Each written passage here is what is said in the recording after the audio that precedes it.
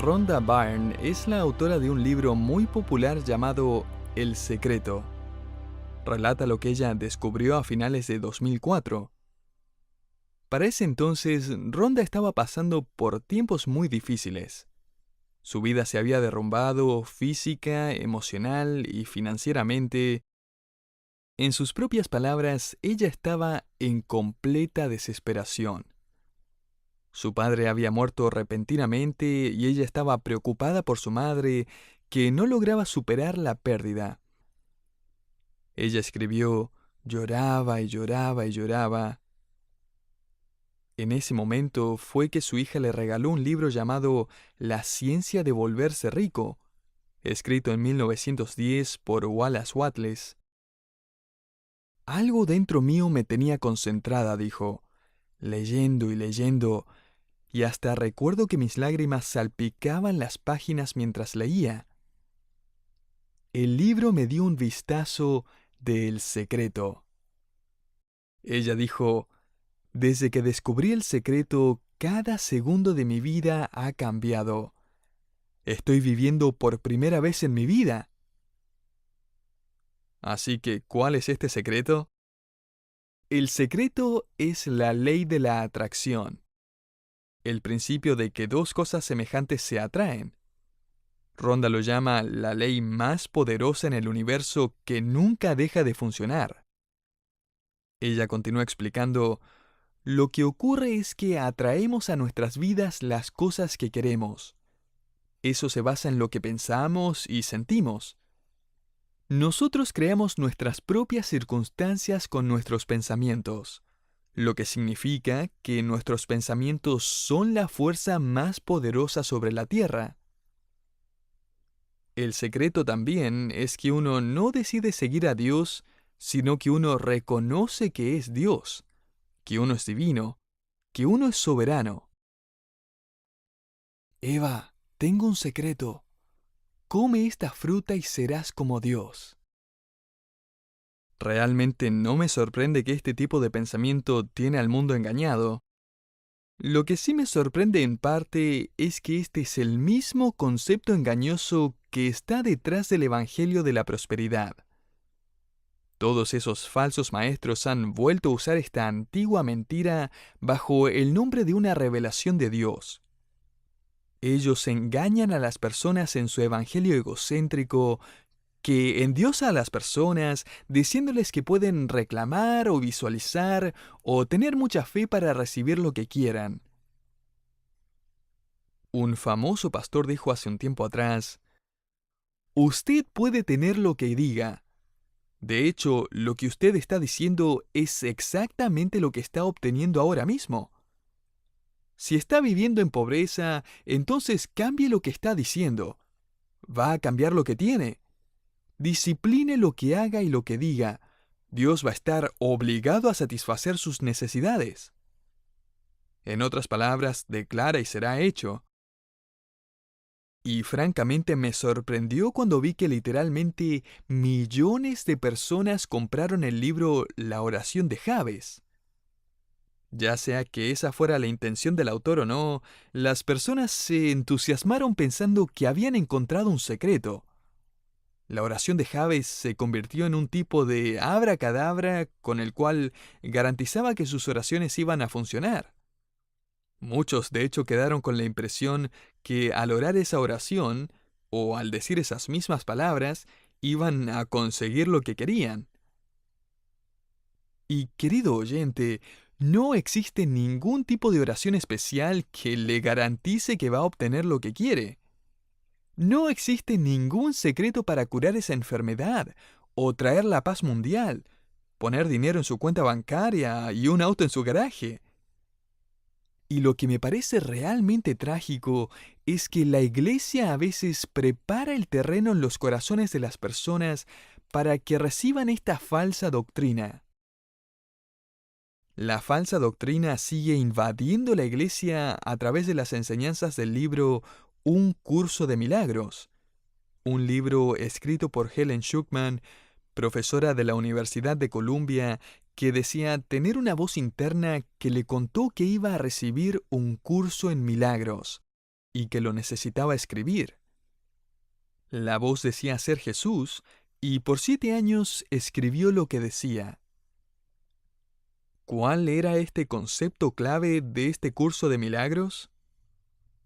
Que todos somos dioses, y que además no existe el pecado ni el diablo tampoco.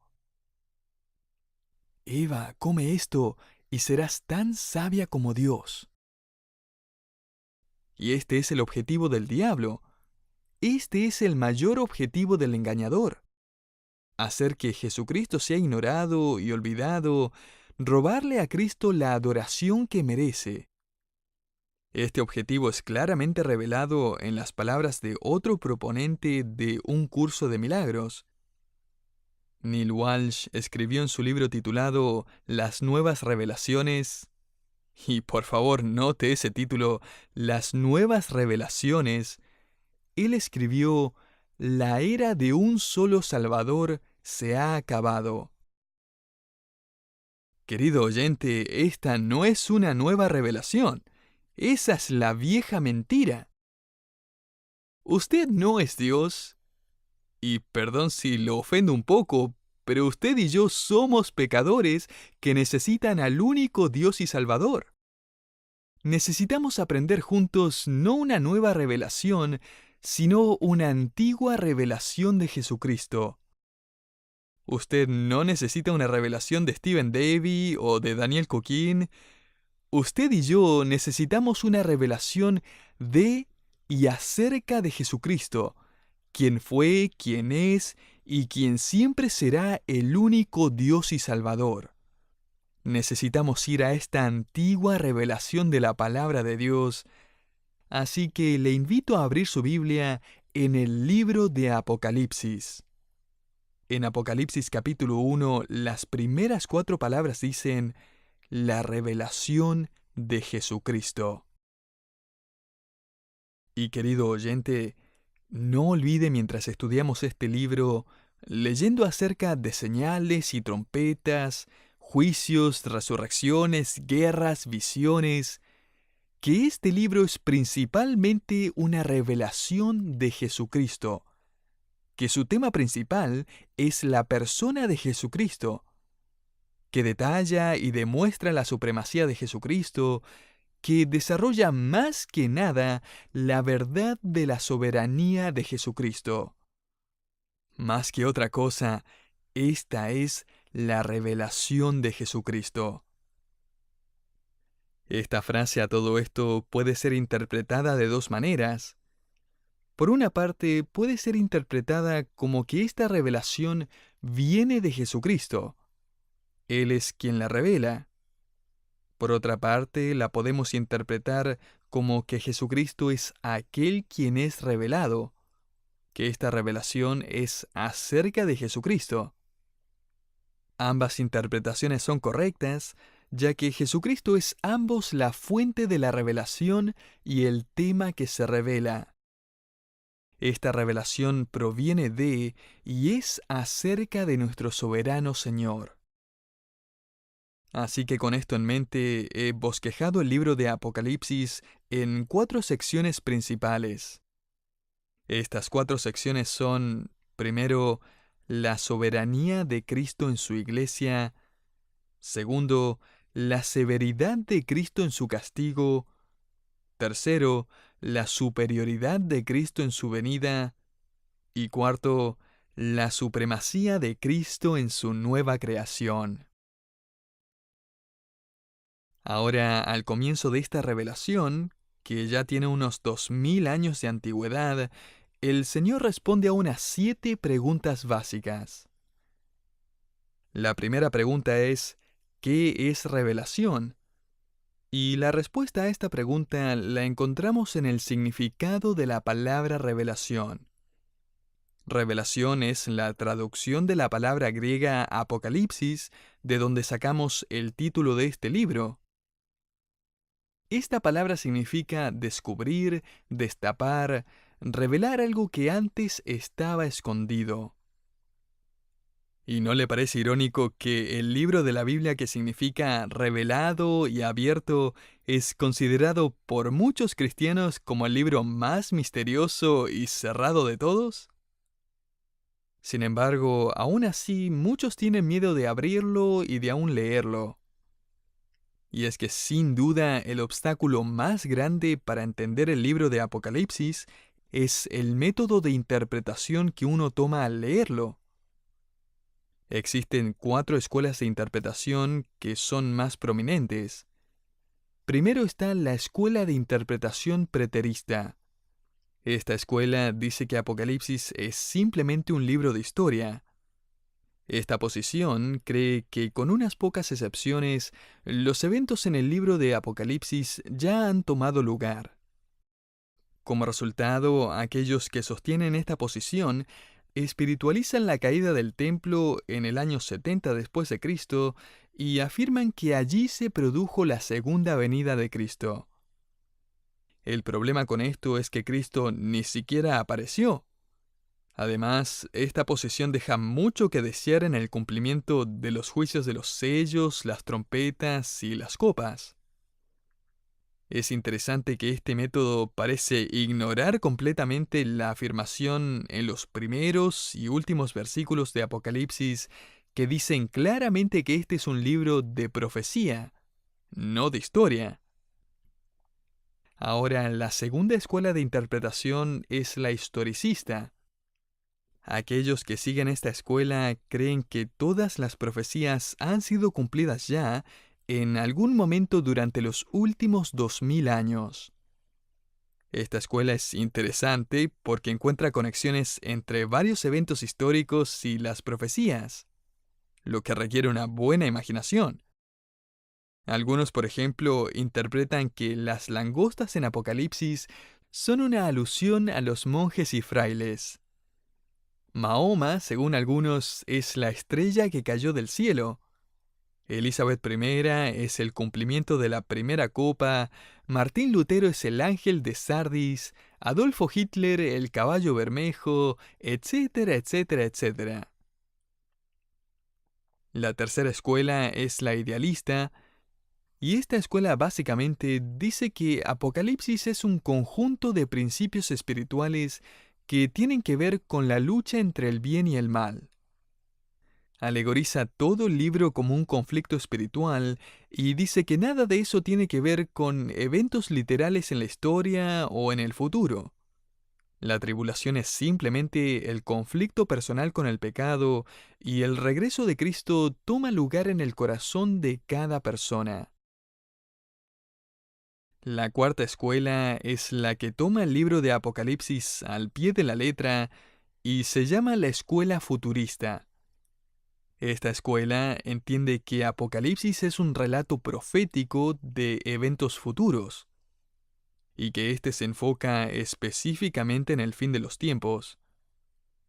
Un autor comentó que este es simplemente el resultado natural de leer el libro de forma natural y directa, mientras que los otros 3 métodos frecuentemente se encuentran obligados a alegorizar o espiritualizar el texto para sostener sus interpretaciones.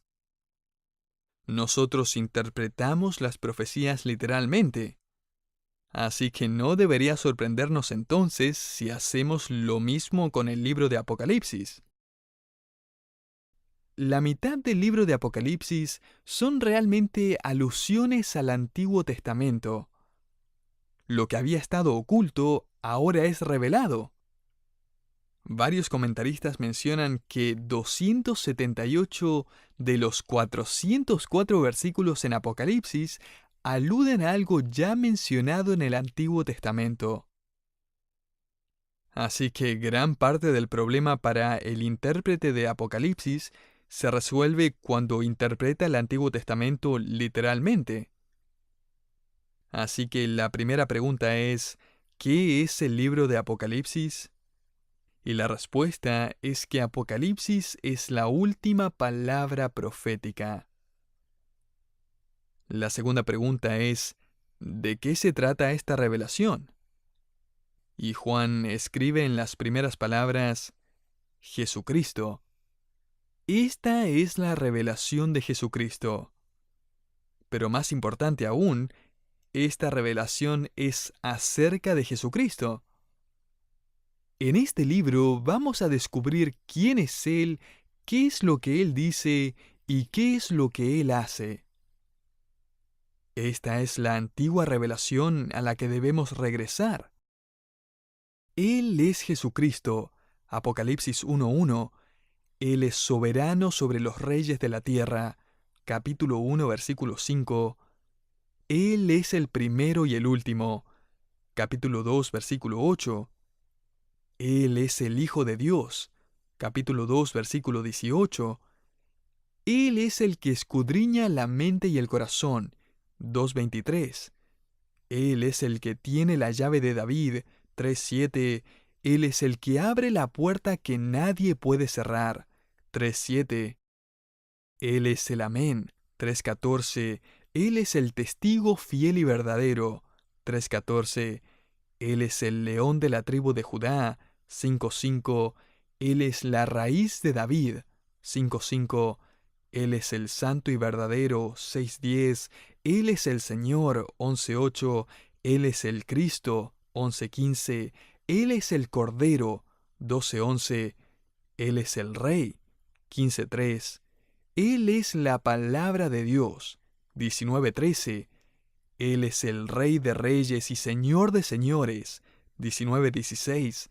Él es el Alfa y la Omega, 21:6. Él es el principio y el fin, 22:13. Él es la estrella de la mañana, 22:16. Y Él es el Señor Jesús, 22:20.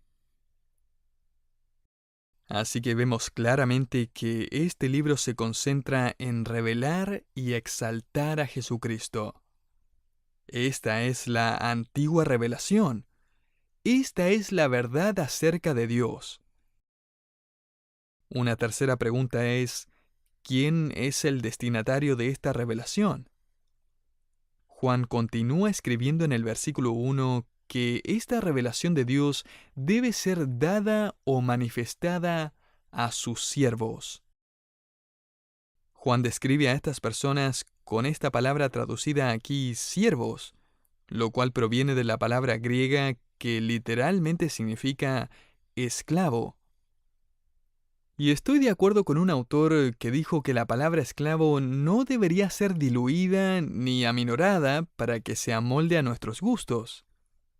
Era común en los días de Juan que una persona se vendiera a sí misma en esclavitud a un templo pagano para servir a su ídolo.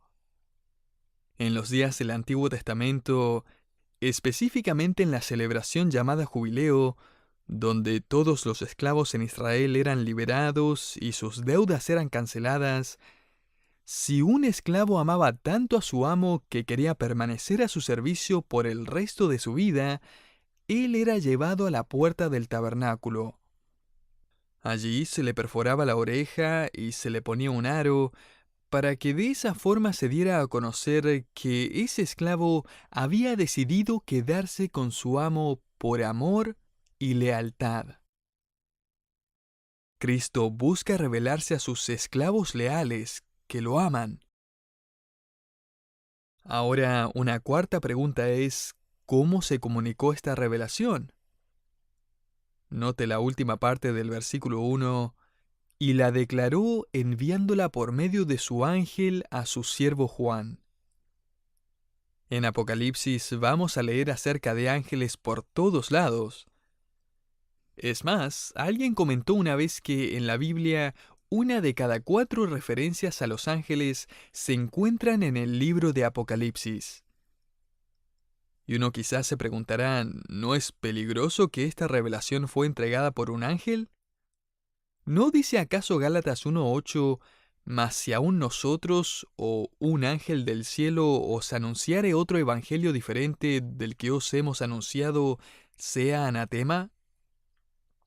¿No han sido acaso seres espirituales los que originaron las religiones del Islam y el mormonismo, entre otros?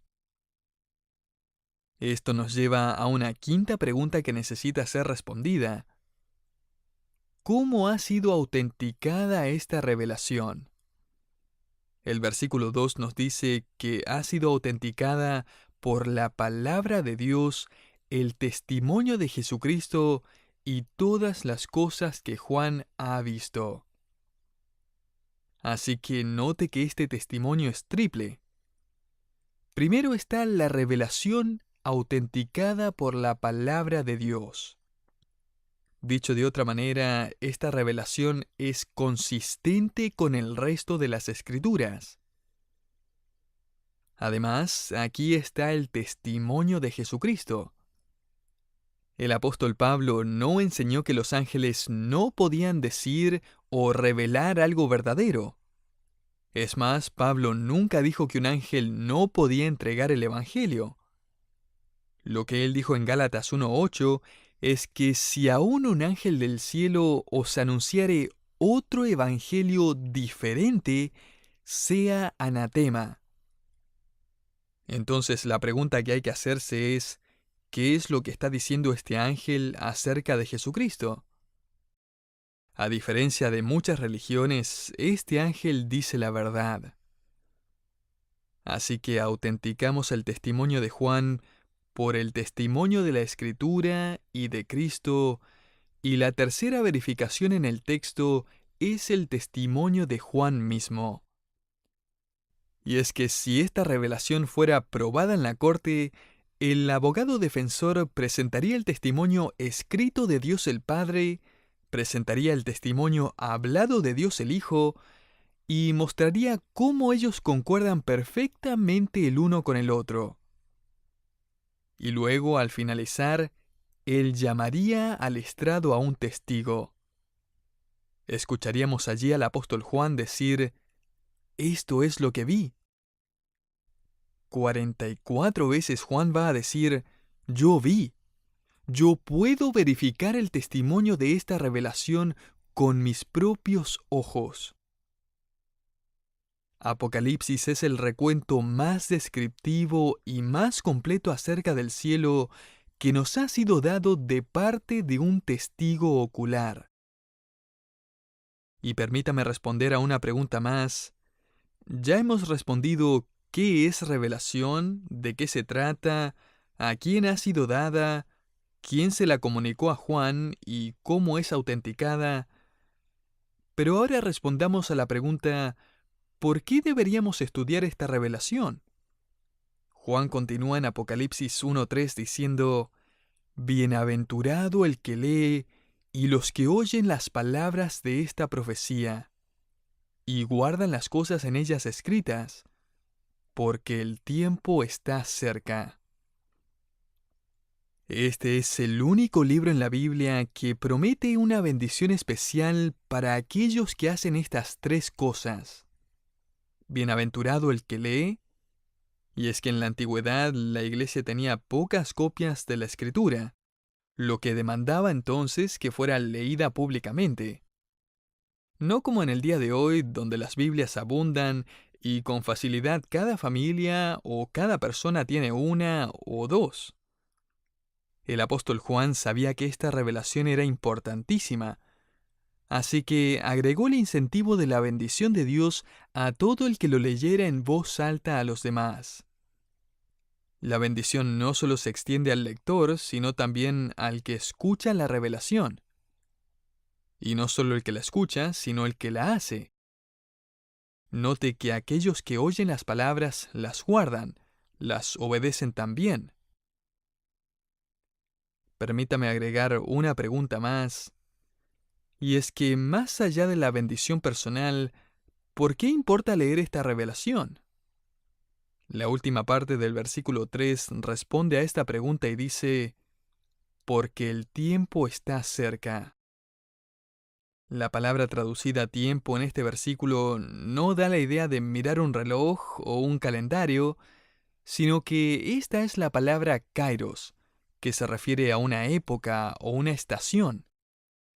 Lo que Juan está diciendo es, la época se acerca. La próxima gran era en la historia redentora de Dios está cerca. El retorno de Cristo es inminente. El Salvador que se le apareció a Juan es el mismo soberano quien va a regresar con su iglesia triunfante al final de este libro. La era de un solo Salvador no se ha acabado. Solo está a punto de llegar con mayor majestad y mayor poder que nunca antes. Jesucristo dice, «He aquí yo vengo pronto». Capítulo 3, versículo 11. «He aquí vengo pronto». Bienaventurado el que guarda las palabras de la profecía de este libro.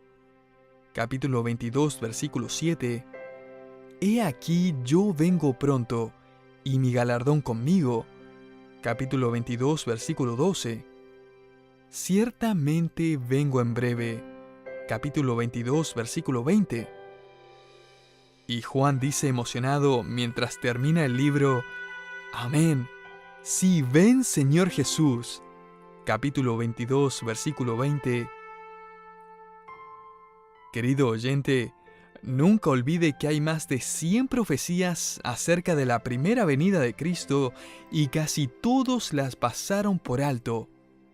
La gente lo pasó por alto. Hay más de 200 profecías acerca de lo que va a pasar en el futuro y le aseguro que usted no va a querer pasarlo por alto. No lo pase por alto por incredulidad. Hay una antigua revelación que revela a Jesucristo y su venida. A esta debemos prestar atención y leer con dedicación. Y eso es exactamente lo que estaremos haciendo en los próximos programas aquí en Sabiduría para el Corazón.